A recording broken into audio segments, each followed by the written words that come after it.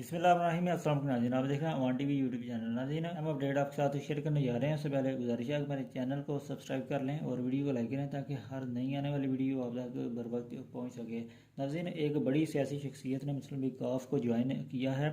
चौधरी इफ्तिखार समा, जो कि साबिक टिकट होल्डर हैं हल्का PP 110 से PTI के, उन्होंने बाकायदा तौर पर मुस्लिम लीग काफ को ज्वाइन कर लिया है। तफसीलात के मुताबिक गुज़िश्ता माह चौधरी इफ्तिखार समा लाहौर जाते हैं।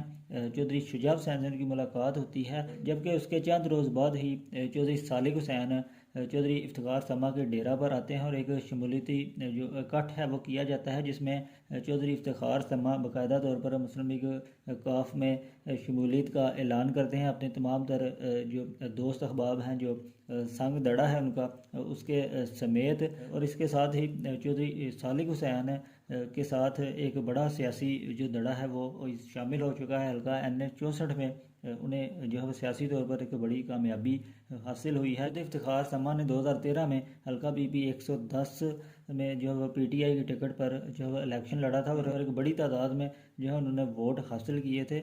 मज़ीद अपडेट्स के लिए देखते रहें अवान TV।